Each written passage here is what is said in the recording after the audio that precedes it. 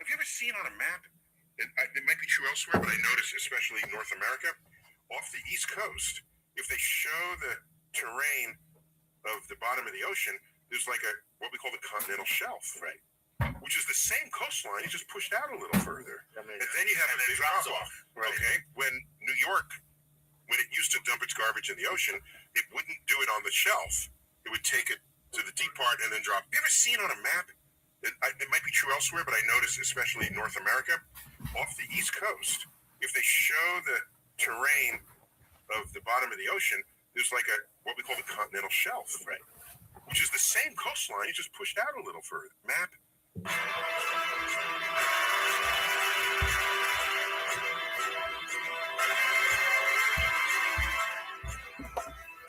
Did you know that continental drift is the gradual movement of the Earth's continents over the surface of the planet, driven by the tectonic activity beneath them? This theory, first proposed by Alfred Wegener in 1912, There's someone who looked at the shape of South America and the shape of Africa on a map and said, wait, that looks like it fits. Did these land masses once connect? Well, what might you do? You say, check out this amazing bit of kit from Temu. This portable power station. Did you know the U.S. has a triple continental divide where 3 watersheds meet? So a continental divide is a mountainous hydrological divide that marks the point at which water begins flowing to one ocean or another.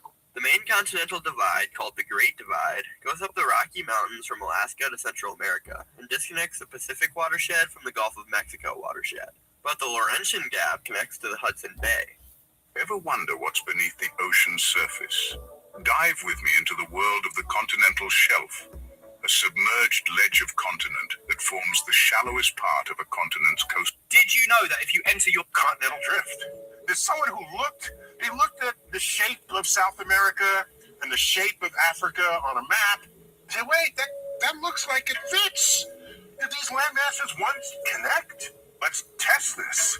Well, what might you do? You say, if they once connected, might there be fossils in common on both shores, even though there's an ocean between them? So you look. I think I messed up. No, wait, this underwater landmass is huge. Let's dive in. Imagine the beach you love, but stretched underwater for miles, and that's the continental shelf. It's like a submerged sidewalk, where the ocean is still pretty shallow. This underwater shelf is home to tons of marine life and resources. And guess what? It helps scientists understand our planet better. So next time you... There's an app called Bigo Live, and believe it or not, pretty girls message you first. You never know when you'll meet someone...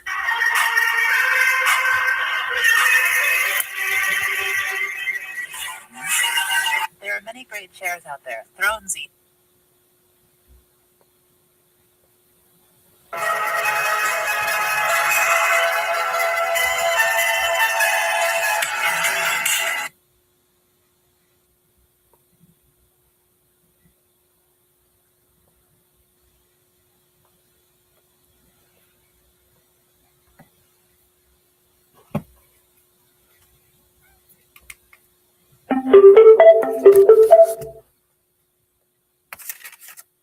Bluetooth mode.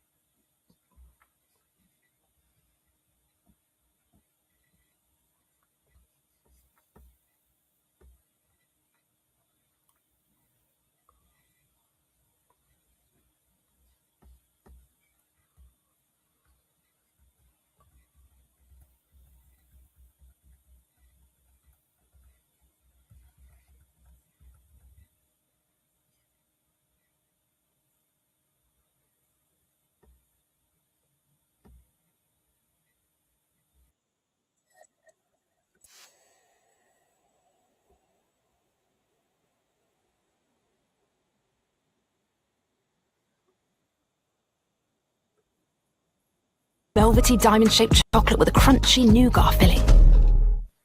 What began as a Tory parliamentary tactic today to embarrass the Prime Minister soon turned into a wider challenge to his authority as senior figures on the Labour backbenches, including the former Deputy Prime Minister Angela Rayner, lined up to criticise the lack of scrutiny of exactly what the government would release. Earlier, the Prime Minister had warned that he would not disclose anything that would threaten national security, but following frenetic discussions across the chamber, the government gave in to critics. To add to the confusion, the Metropolitan Police this evening issued a statement that said that they had asked the government not to release any files that would prejudice their investigation. It is a pretty messy picture on a day when the Prime Minister's authority over his party looked a bit ragged. And as you may just have seen, the amendment, or the motion with the amendment, has just been voted through in the Commons. I'm joined here in the studio by our political editor, Beth Rigby. I suppose almost a foregone conclusion, but the debate this afternoon was fascinating and really changed from what we expected it to be when it was first announced.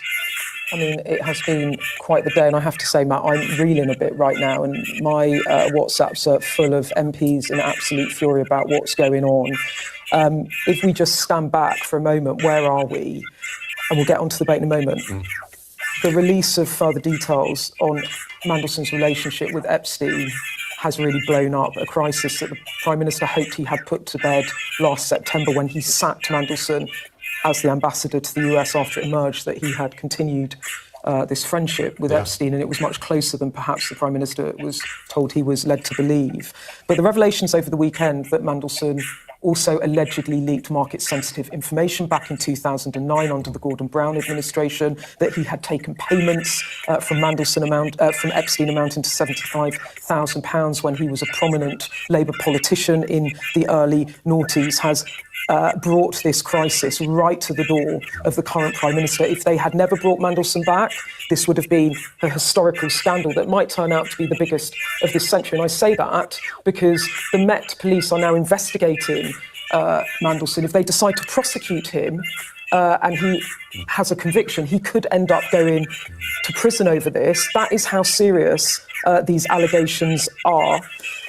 Where does it leave the current Prime Minister? He is in a very, very, very sticky situation tonight, Matt. And the fact that the government have had to today amend their own amendment to allow the release of all these documents and then put the adjudication of what should and shouldn't be put in the public domain, not in the hands of the government, but in the hands of Parliament through the Intelligence and Security Committee. The reason that is happening is because their own MPs do not trust the government.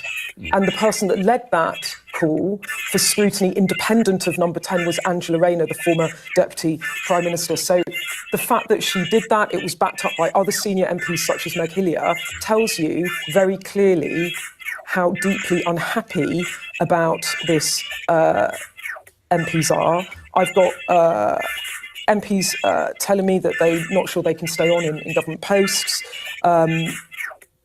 You know, people might resign.